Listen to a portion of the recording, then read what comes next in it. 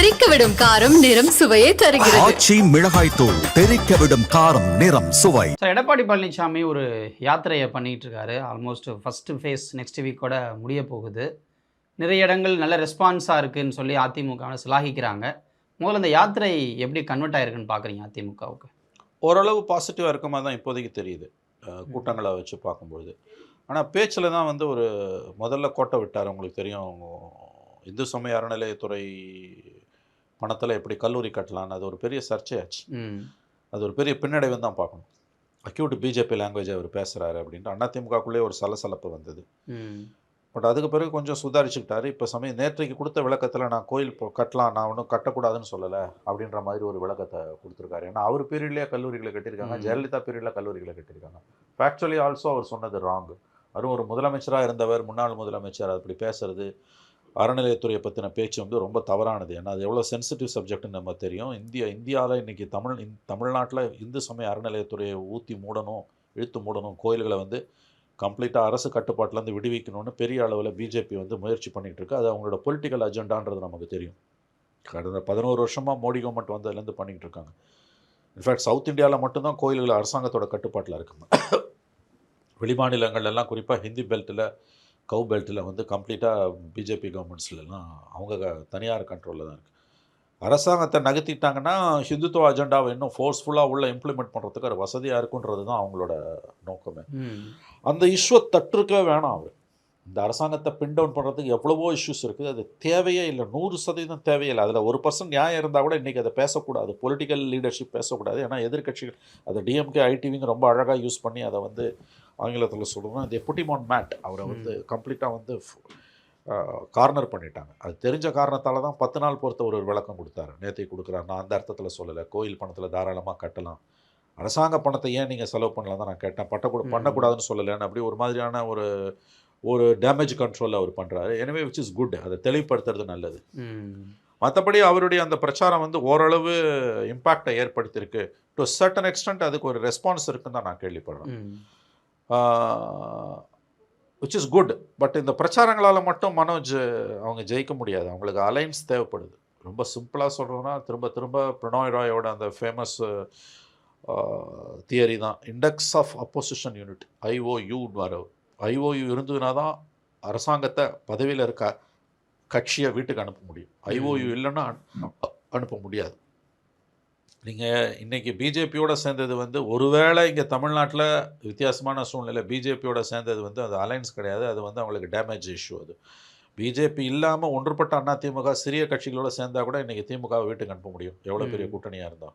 நீங்கள் திமுகவோட இருக்க கூட்டணி கட்சிகளோட வாக்கு பலத்தை பார்த்தீங்கன்னா அது ஒன்றுமே கிடையாது. அது இப்போ ஸ்டாட்டிஸ்டிக்ஸ்லி பார்த்தீங்கன்னா ரெண்டு லெஃப்ட்டுக்கும் சேர்ந்தே 1% தான் இருக்குது, அது 1.5% மேக்ஸிமம்.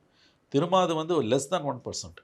காங்கிரஸ் தவிர எல்லாருமே 2%, both left and Visika around 2% R 2.25%. காங்கிரஸுக்கு வந்து 4% இருக்குது, 6% தான் இவங்களுக்கு. இவங்க அத்தனை 7% வச்சா கூட இவங்க அத்தனை பேரையும் விட அதிகம் சீமானுக்கு இருக்குது 8%. பட் அது வேறு கேட்டகரிக்குள்ளே வந்துடுது. அப்போ டிஎம்கே அலைன்ஸோட ஓட் பேங்க் நம்ம பேசுறதுன்றதே வந்து எனக்கு தெரிஞ்சு வந்து ஒரு விதத்தில் அது ஒரு மித்தாக கூட இருக்கலாம். அது இந்த கவர்மெண்ட் வந்து 5 வருஷம் பொறுத்து மக்கள்கிட்ட போகும்போது இவங்களோட வாக்கு வங்கியில் ஒரு சொற்ப அளவுலையாவது, பெரிய அளவுலேயே இருக்கும், ஆர்குமெண்ட்ஸேக்கு ஒரு சொற்ப அளவுலையாவது ஸ்லைடு இருக்கும், டவுன் இருக்கும். அதை வந்து இந்த கூட்டணி கட்சிகள் பெரிய அளவில் ஒன்றும் இட்டு நிரப்ப முடியாது. ஒன்றுபட்ட அதிமுக ஓபிஎஸ்ஸையும் உள்ளே சேர்த்துக்கிட்டு டிடிவியும் உள்ளே சேர்த்துக்கிட்டு யுனைடெட் ஏடிஎம்கே வந்ததுன்னா தட்ஸ் அ ஃபார்மிடபிள் ஒன். அது இந்த குட்டி கட்சிகள்லாம் இருக்குல்ல, அந்த கட்சிகள் எல்லாரையும் அவங்க ஒன்று சேர்த்தாங்கன்னா வந்து ஜெயலலிதா 2016 அடித்த மாதிரி வந்து விஜய் ஃபேக்டர், சீமான் ஃபேக்டர்லாம் மீறி கூட அடிக்க முடியும். ப்ரொவைடட் அவங்களுக்கு வந்து அதுதான் IOU, index of opposition unity. ஏன்னா இப்போ விஜய்க்கு வர கூட்டம் சீமானுக்கு வரதெல்லாம் ஒன்று ஞாபகம் வச்சுக்கோங்க, இந்த run up to the election கடைசி 3-4 வாரம் இவங்க யாருமே களத்தில் இருக்க மாட்டாங்கன்னு தான் தோணுது.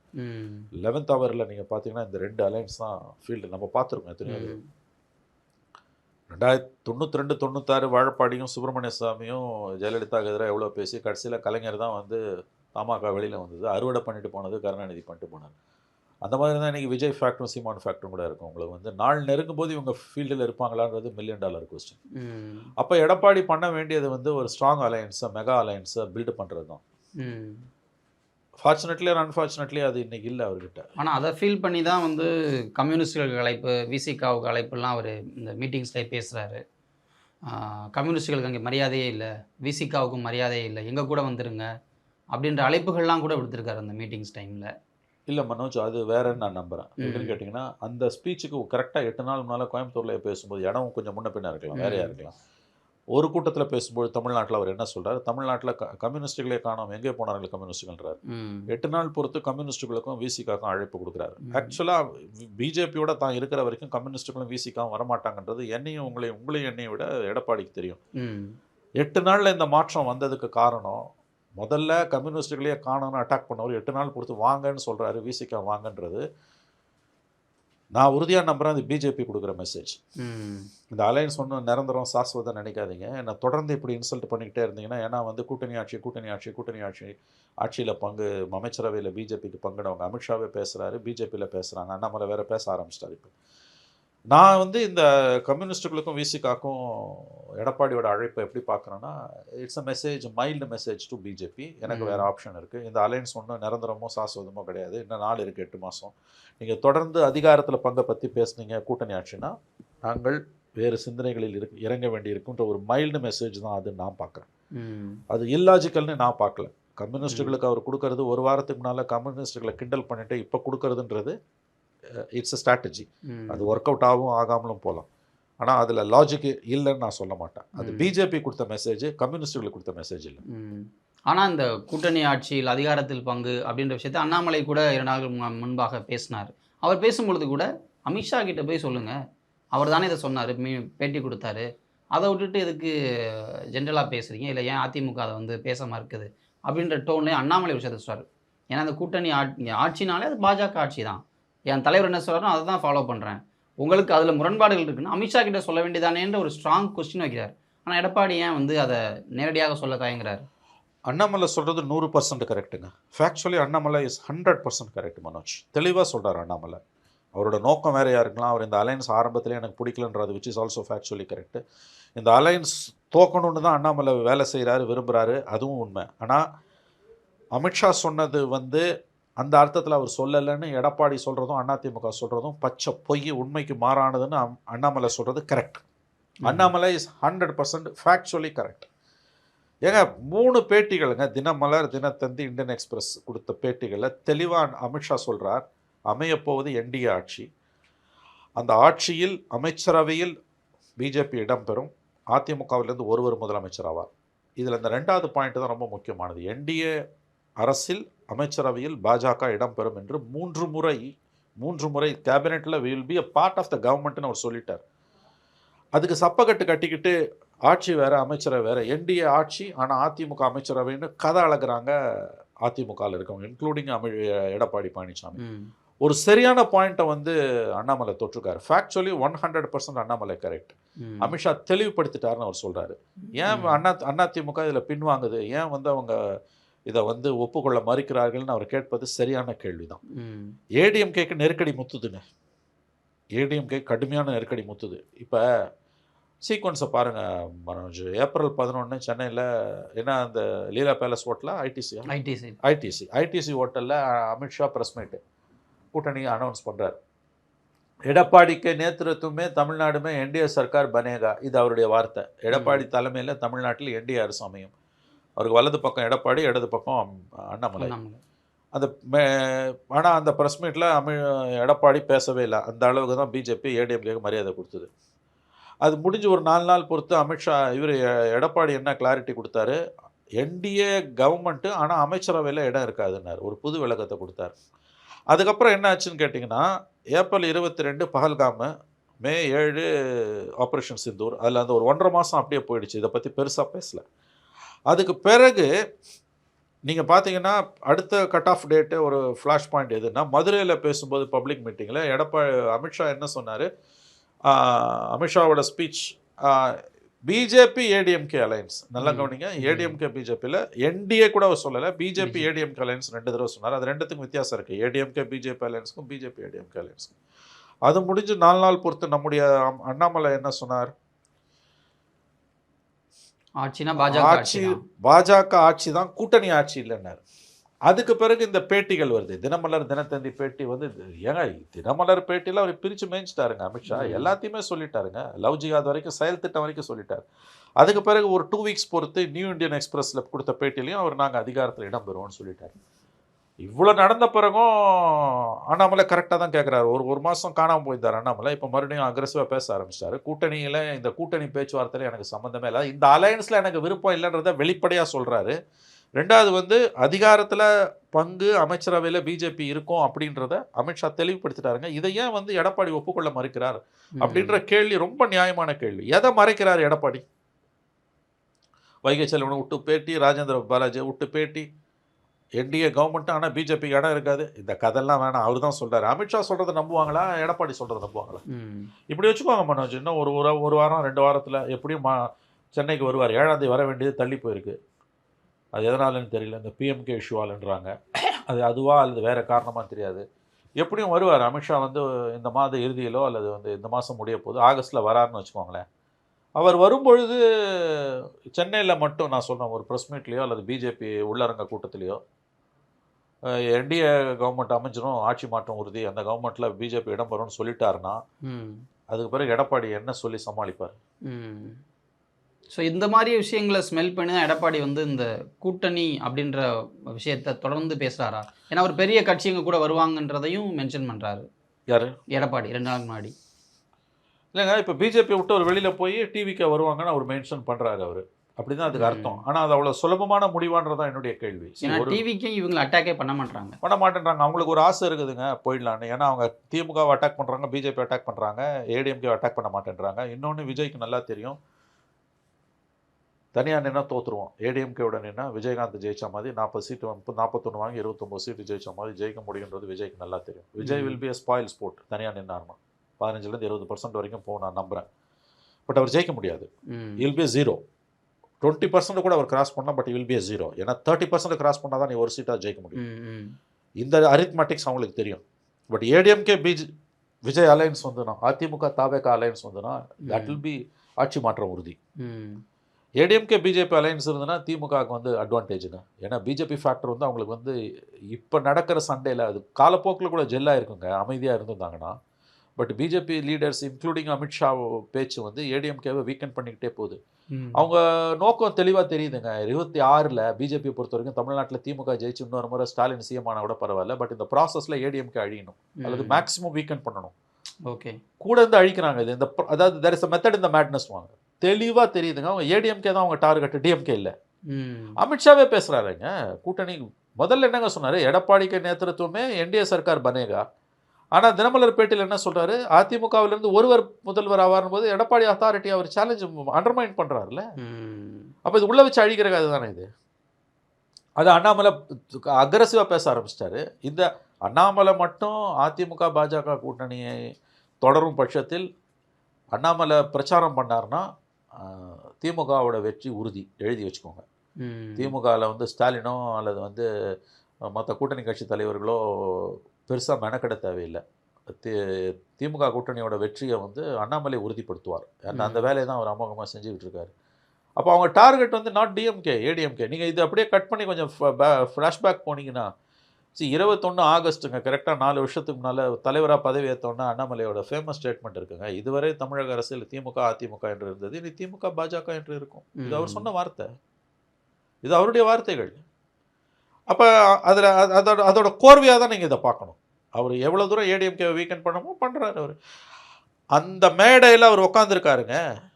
கூட்டணியாக அமித்ஷா அறிவிக்கிற மேடையில் அவர் உட்காந்துருக்காரு. எடப்பாடி தலைமையில் தமிழ்நாட்டில் என்டிஆர் சமயம்னு சொல்கிற மேடையில் அவர் உட்காந்துருக்காரு. ஆனால் என்ன சொல்கிறாரு, எனக்கு கூட்டணியில் விருப்பம் இல்லை, நான் பேசலைன்றார். ஓகே, அது கரெக்டாக கூட இருக்கலாம். ஆனால் என்னை பொறுத்த வரைக்கும் அது என்டிஏ கவர்மெண்ட்டு பிஜேபி கவர்மெண்ட்டு கிடையாது, ஏடிஎம்கே கவர்மெண்ட்டு கிடையாது, பிஜேபி கூட்டணி கவர்மெண்ட்டு கூட கிடையாது, பிஜேபி கவர்மெண்ட்டுன்றார். அப்போ அவர் நோக்கம் உங்களுக்கு தெரியுது. ஐ திங்க் இந்த இடதுசாரிகளுக்கும் கம்யூனிஸ்டுகளுக்கும் விசிகாக்கும் எடப்பாடி கொடுத்த அழைப்பு என்பது I think it's a small warning. எனக்கு வேறு ஆப்ஷன் இருக்குது. ஏன்னா ஒரு கட்டத்துக்கு மேலே இன்னொன்று ஞாபகம் வச்சுக்கோங்க மனோஜ், அதாவது இப்படியே தொடர்ந்து போச்சு. சென்னையில் வந்து பேப்பரில் பேட்டி கொடுக்கறத விட இப்போ சென்னையில் ஒரு ப்ரெஸ் மீட்லேயோ அல்லது உள்ளரங்க கூட்டத்திலையோ எடப்பாடி பேசுகிறாரு, பேசின ஒரு வீடியோ வெளியில் வருதுன்னா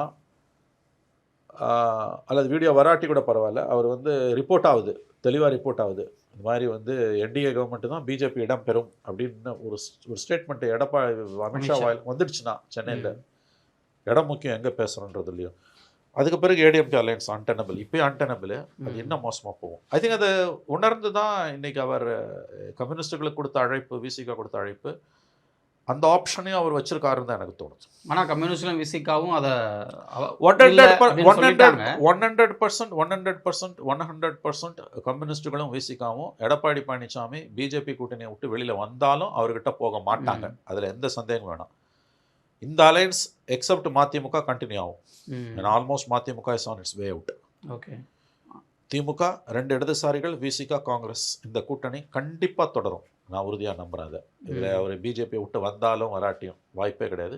எம்டிஎம்க்கு almost on its way out, அவங்க வெளியில் போயிடுவாங்க தான் தோணுது. ஆனால் எடப்பாடி இந்த பெரிய கட்சின்னு சொல்கிறது தாவேக்கு அதான் நாம் தமிழாக இருக்க வாய்ப்பு இல்லையா? வாய்ப்பே கிடையாதுங்க, வாய்ப்பே கிடையாது. ஏன்னா சீமானுக்கு 8% ஓட்டுன்றது பெரிய அளவில் ஹெல்ப் இல்லைங்க. அது 8% ஓட்டு இருக்குது, பட் அந்த ஒரு பர்செப்ஷன் வந்து விஜய் கிட்ட தானே இருக்குது. இன்னொன்று வந்து அவர் தெளிவுபடுத்திட்டாருங்க, நாம் தமிழரில் சீமான் அவர்கள் தெளிவுபடுத்திட்டார். அவர் வந்து நான் போகமாட்டேன்னு சொல்லிட்டாரு. ஆனால் விஜய் வந்து போகமாட்டேன்னு சொல்லவே இல்லையே. கொள்கை எதிரி, அரசியல் எதிரின்னு சொல்கிறாரு விட ஏடிஎம்கே பற்றி நான் போகமாட்டேன்னு சொல்லலை. 2வது அதிகாரத்தில் பங்குன்னு சொல்கிறாரு. இட்ஸ் எவ்ரிபடி நாலேஜ், எல்லாருக்கும் தெரிஞ்ச விஷயம். அவர் அதிமுகவோட போவதுக்கு வாய்ப்புகள் பிரகாசமாக இருக்குன்னு தான் நான் பார்க்குறேன். ஏன்னா அவங்க பொதுக்குழுவில் விஜய் தான் முதல்வர் வேட்பாளர் அப்படின்றது அங்கே தான் சிக்கல் வருது. அதுக்கு விஜயகாந்த் கூட கடந்த காலங்களில் பேசியிருக்காரு.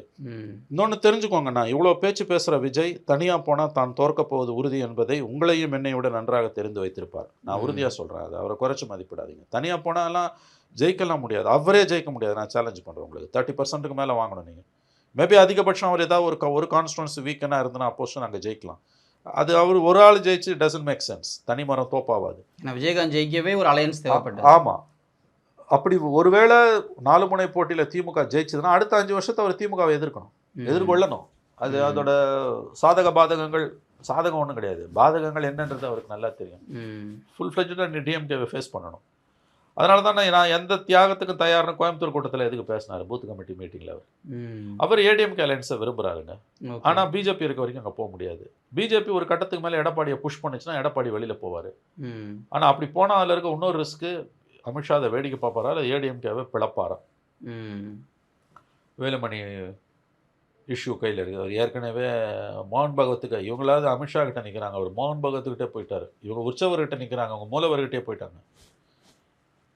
ஸோ 8 மாதம் இருக்குது. அவங்க அந்த அலையன்ஸ் வந்து டேக் ஆஃப் ஆகலை, ஜெல் ஆகலைன்றதை தாண்டி இப்போ இதுவாக, அதாவது வந்து ரொம்ப மோசமான கண்டிஷனில் இருக்குது ஏடிஎம்கே பிஜேபி அலையன்ஸ். வந்து அப்படியே இவங்க பேசாமல் இருந்தால் கூட ஒரு 4 மாதம் 5 மாதத்தில் ஆன்டி இன்கம்பன்சி அதிகமாகும். அப்போ ஜெல் ஆகிறதுக்கு வாய்ப்பு இருந்திருக்கும். எலெக்ஷன் நெருங்க டிஎம்கே தான் மெயின் எனிமி என்பது. ஆனால் இந்த பேச்சுக்கள் வந்து எடப்பாடியோட அத்தாரிட்டியாக எவ்ரிடே யாராவது ஒரு பிஜேபி லீடர், அமித்ஷாவோ அண்ணாமலையோ அல்லது ராமசீனிவாசனோ யாரோ ஒருத்தர் வந்து அவங்களுக்கு எச் ராஜாவோ கேள்வி கேட்டுக்கிட்டே இருக்காங்க. யார் சிஎம்ன்றது என்டிஏ பார்லிமெண்ட்ரி போர்டு முடிவு பண்ணுன்றது எச் ராஜா. எச் ராஜா பேசுறதுக்கு மதிப்பு இல்லைன்னு சொல்ல முடியாது. கீழே இருக்க ஒரு அதிமுககாரனுக்கு என்ன உணர்வு ஏற்படுத்தும். அப்போ உள்ளேருந்தே நீங்கள் அழிக்கிறீங்க. தென் இந்த பர்பஸே டிஃபீட் ஆகுதில்ல, திமுகவை தோக்கடிக்கணுன்ற பர்பஸே டிஃபீட் ஆகுதில்ல, அது முடியாமல் போகுதில்லை உங்களுக்கு. அவங்க எப்படி போய் ஓட்டு கேட்பாங்க? அதனால் ஒருவேளை இது செதறிச்சுன்னா விஜய் அந்த பக்கம் போகலாம். பட் அதில் நிறையா ரிஸ்க்ஸ் இருக்குது. ஏன்னா எடப்பாடி அவங்க அமித்ஷாவை என்ன அடுத்த 4 வருஷத்துக்கு ஃபேஸ் பண்ணியாகும். அதுவும் அவ்வளோ சுலபமானதல்ல. DMK is sitting pretty well, அதில் எந்த சந்தேகம் வேணும். திமுக வந்து 4 முனை போட்டியிலையும் அல்லது அது 3 முனை போட்டியானால் கூட வாய்ப்புகள் ஏடிஎம்கே விஜய் கூட்டணி இருக்கலாமே ஒழிய, பட் ஸ்டில் டிஎம்கே அப்பர் ஹேண்டுன்னு தான் எனக்கு தோணுது. அப்படிதான் ஆட்சி மாற்றம் உறுதின்னு ஒரு கட்டத்தில் நான் சொன்னாலும் தேர் பிரிட்டி வெல். ஏன்னா அவங்க எல்லாமே அவங்களுக்கு சாதகமாக இருக்குது. அவங்க கூட இருக்க கூட்டணி வந்து ஒரு மாதிரி கொள்கை அளவில் ரொம்ப ஸ்ட்ராங்கான ஒரு அலையன்ஸாக தான் இருக்குது. நீங்கள் பார்த்தீங்கன்னா அவங்களுக்கு ஆம்பிகுட்டியே இல்லை, எக்ஸப்ட் எம்டிஎம்கே. மற்றவங்க யாருக்கும் எந்த விதமான ஆம்பிகுட்டியுமே கிடையாது. அதிலே கூட வைகோ ஓரளவுக்கு நான் ஸ்டாலினோட தான் இருப்பேன்றதையும் அவர் சொல்கிறாருங்க. ஆனால் அவரை கன்வின்ஸ் பண்ணுவாங்க. அவர் 2வது அவங்களுக்கு ஒன்றும் ஓட் பேங்க் இல்லைங்க. அவங்க வெளியில் போனாங்கன்னா லாஸ் இல்லை, திமுக நில் லாஸ். பெர்செப்ஷன் கூட ஒன்றும் பர்செப்ஷன் கூட இருக்காது. எம்டிஎம்கே வெளியில் போச்சுன்னா டிஎம்கேக்கு 0 லாஸ் தான் அவங்களுக்கு. So this alliance is pretty well. They're sitting pretty. Again, முக ஸ்டாலின் தான் தமிழ்நாடு வரலாற்றிலேயே அதிர்ஷ்டசாலியான முதலமைச்சர். அந்த அதிர்ஷ்டம் அவருக்கு 26லும் தொடருமா என்பதை நான் பொறுத்திருந்து தான் பார்க்க வேண்டும். ஏன்னா இந்த மாதிரி தான் தொடர்வதற்கான வாய்ப்புகள் அதிகம் தான் இப்போதைக்கு தோணுது. Is most leftist CM. அப்போசிஷனே இல்லைங்க, which is dangerous for democracy. எதிர்க்கட்சி பலவீனமாக இருக்கக்கூடாது, ஆளுங்கட்சி பலவீனமாக இருக்கலாம். அது எதிர்க்கட்சி பலவீனமாக இருப்பது, அதுவும் மீடியாவும் கம்ப்ளீட்டாக டொசைல் ஆன பிறகு 90% ஆஃப் த மீடியா காலடியில், ஆட்சியாளர்கள் காலடியில் பூனைக்குட்டி மாதிரி உட்காந்த பிறகு ஜனநாயகத்துக்கு பேராபத்து அது. பட் அதுதான் யதார்த்தம். Is the most luckiest CM. அவருக்கு இன்றைக்கி வந்து ஒரு நெரேட்டிவை யாராலையுமே ஒரு நெரேட்டிவை பில்டு பண்ணணுங்க. அதுதான் அப்போசிஷனோட ஸ்ட்ரென்த்து. அதை அவங்க வந்து கொரோனா காலத்தில் கூட அவங்க ஒரு நெரேட்டிவை பில்டு பண்ணாங்க டிஎம்கேவால். இவங்களால பண்ண முடியலையே இன்றைக்கி. இன்ஃபேக்ட் ஓரளவுக்கு அந்த நெரேட்டிவை பில்டு பண்ணது அண்ணாமலை என்னை பொறுத்த வரைக்கும் நான் சொல்லுவேன். பட் என்னென்னா அது வந்து கம்யூனல் பார்ட்டி. ரெண்டாவது அவர் பர்சனலாக அதுக்கு பிறகு நிறையா வந்து மாற்றி பேச ஆரம்பித்தார். அவரோட இண்டிவிஜுவல் விம்ஸ் அண்ட் ஃபேன்சிஸ் வந்தது. பிஜேபி நெரேட்டிவ் பில்டு பண்ணிச்சுன்னா அது விளங்காது. அது தமிழ்நாட்டு மக்கள் ஒரு கட்டத்துக்கு மேலே அதை ஏற்றுக்க மாட்டாங்க. அண்ணாமலைன்ற நபருக்காக அது பார்க்கப்பட்டது, நாட் ஃபார் பிஜேபி. முதலமைச்சர் மு.க. ஸ்டாலின், மனோஜ் மிகவும் அதிர்ஷ்டசாலியான ஒரு முதலமைச்சர் தமிழக வரலாற்று. அவரை போல் ஒரு அதிர்ஷ்டசாலியான முதலமைச்சரை இதுவரையில் தமிழ்நாடு கண்டதில்லை. இப்போ இருக்கக்கூடிய அறிகுறிகளை வைத்து பார்க்கும்பொழுது 26 மு.க. ஸ்டாலினுக்கு அந்த அதிர்ஷ்டம் தொடரும் என்று தான் நான் நம்புகிறேன். ஏன் நீங்களே தொங்கு சட்டசபை கூட வாய்ப்பு இருக்குன்னு ஒரு இடத்துல பேசுனீங்க. இல்லைங்க, இது தெளிவாக தெரியுது. என்னமோ இது வந்து இவங்க அடிச்சுக்கிட்டு இப்படி போகிறதால வந்து அவங்க அஃப்கோர்ஸ் இன்னும் 8 மாதத்தில் நான் சொல்கிறது எல்லாத்தையும் நீங்கள் வந்து ப்ராப்பராக புரிஞ்சுக்கணும். நான் நம்புகிறேன். மாற்றி பேசுகிறேன்லாம் சில பேர் சொல்கிறாங்க. நான் மாற்றிலாம் பேசலை, பெர்செப்ஷன்ஸை தான் நான் சொல்கிறேன். நான் மாற்றி பேசவே இல்லை. It's perceptions. 8 மாதம் இருக்குதுங்க. அதுக்குள்ளே பெரிய தவறுகள் ஏதாவது நடந்ததுன்னா கவர்மெண்ட் வில் கொலாப்ஸ். அது இல்லாத பட்சத்தில் அதனால தான் வித் கேவியட் நான் சொல்கிறேன். இப்போ இருக்க சுச்சுவேஷனில் வித் 4 கார்னர் ஃபைட் அண்ட் எடப்பாடியோட அத்தாரிட்டியை பிஜேபி தொடர்ந்து அண்டர்மைன் பண்ணுற காலத்தில் ஸ்டாலினுக்கு தான் வந்து வாய்ப்புகள் அதிகம். முத்துவேலு கருணாநிதி ஸ்டாலின் உண்மையில் தமிழக வரலாற்றில் மிகவும் அதிர்ஷ்டசாலியான ஒரு முதலமைச்சர் தான். கண்டிப்பாக சார். என்ன நடக்குதுன்றதை பொறுத்திருந்து பார்க்கலாம். உன் நேரத்துக்கும் கருத்துக்கு நன்றி. நன்றி. அறுவை சிகிச்சையில் குணம் இது ஆயுட்கால நிவாரணம். டாக்டர் ஸ்ரீவர்மாஸ்